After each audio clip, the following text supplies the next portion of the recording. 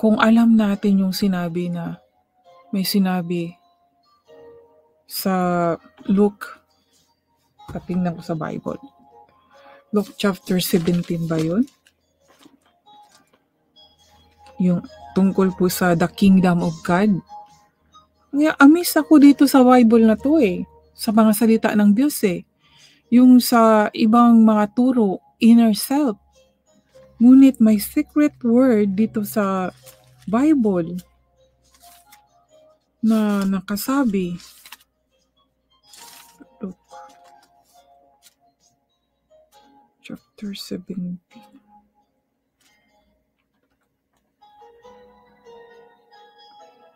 Chapter 17 verse 21.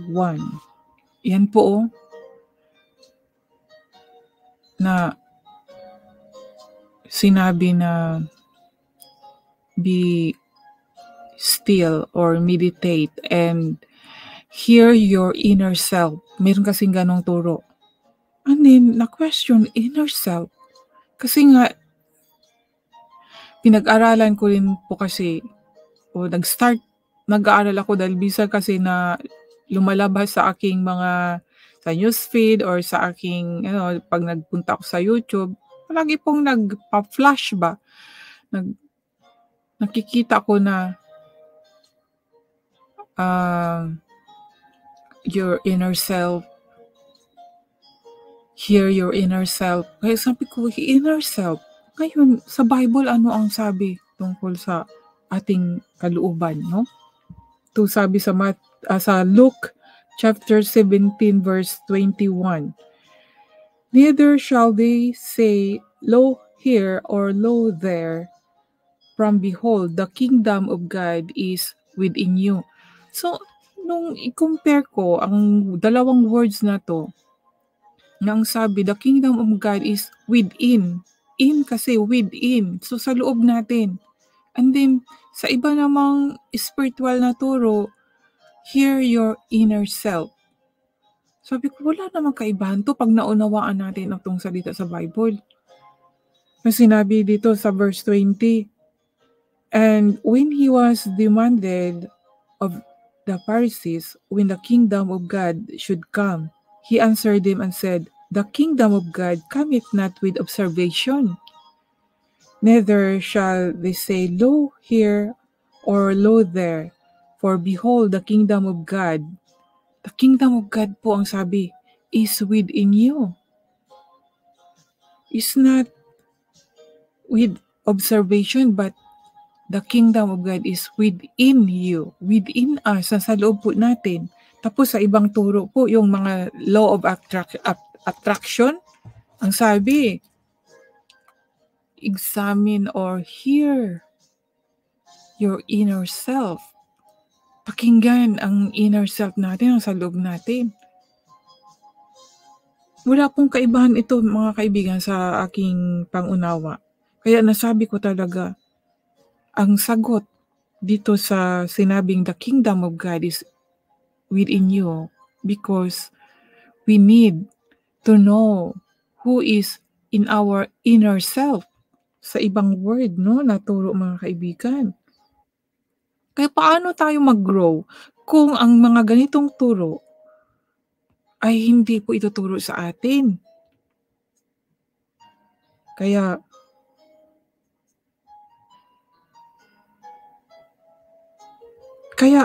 sa aking ding sa aking paunawa, kung nasa atin na yung kingdom of God, ito yung sinabi sa law of attraction na kung anong isisipin natin ay magmamanifest. Hindi po ako kontra doon. Kung nasa atin na ang kingdom of God, we can also do such thing.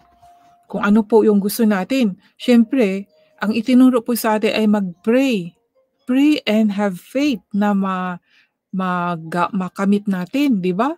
So yan, wala pong kaibahan yan sa law of attraction na kung ano po ang gusto natin ay ating makuha. Pero ang itinuturo po sa atin na humingi tayo sa Diyos. Ang kaibahan lang po sa ibang turo, yung law of attraction is sa sarili lang po nating kakayahan. Pero tayo as a Christian na naniwala po tayo na may Diyos, na siya po ang mag-provide sa lahat, ay ibibigay niya. At dahil siya ay nasa atin, the kingdom of God is within us. Kung ano po yung gusto natin ay atin pong makakamit. Pray. Pray and faith that God will give.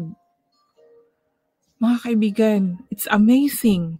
Na-amaze po talaga ako dito. So, pwede po nating i-practice ang ganito, but everything belongs to God, na siya lang talaga ang nagbigay din sa atin. Not on our own power, but the power of God.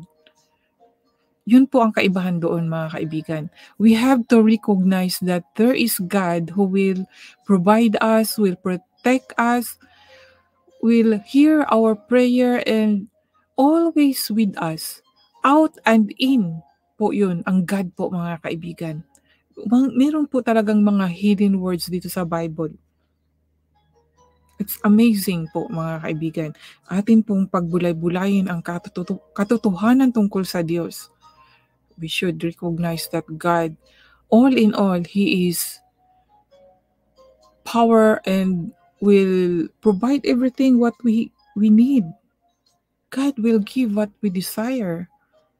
Pero ang gusto lang po talaga niya na kailangan we glorify Him, His name. Yun po ang gusto, mga kaibigan.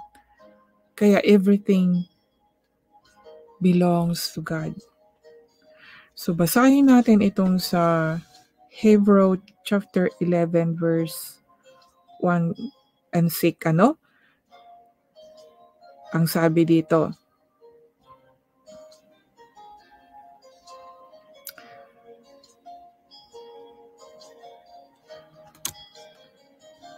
Hebrew 1 and Hebrew chapter 11.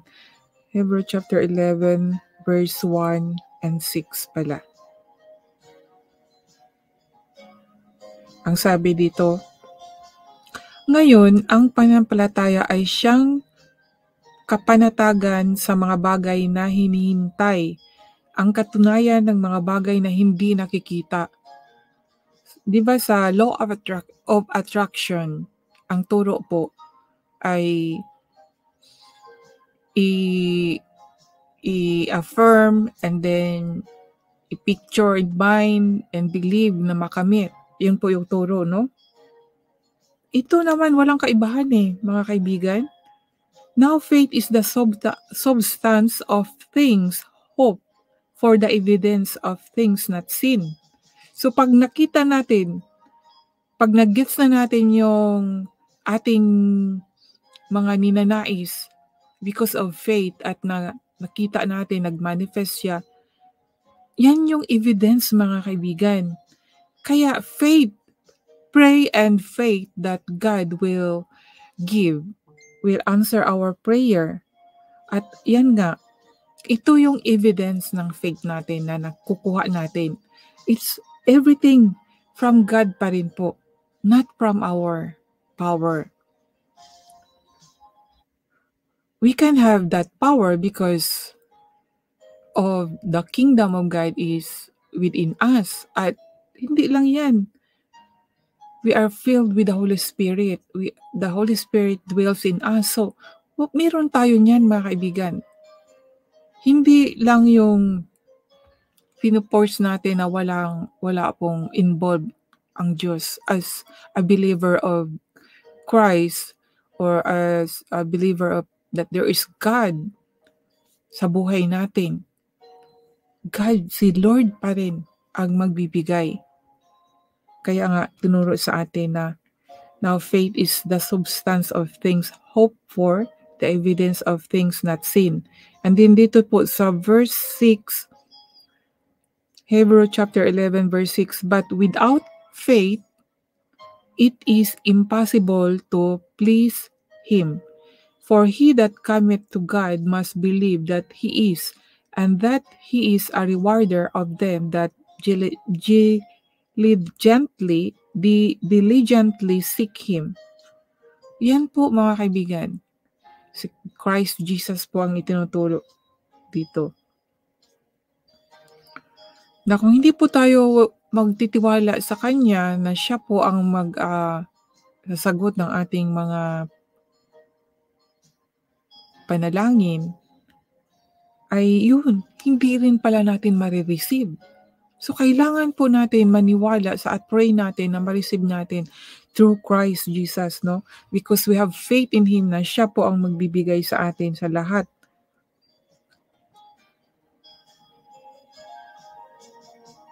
At kung walang panampalataya ay hindi maaring maging kalugod-lugod sa Kanya, sapagkat ang lumalapit sa Diyos ay dapat sumampalatayang may Diyos at siya ang tagapagbigay ganti sa mga kanyang sa mga sa Kanya ay nagsisihanap. 'Di ba mga kaibigan? Klarong-klaro po na kung walang Diyos ay hindi din po natin makamit. So kailangan meron tayong panampalataya na ang ating dasal ay Kanyang ibibigay.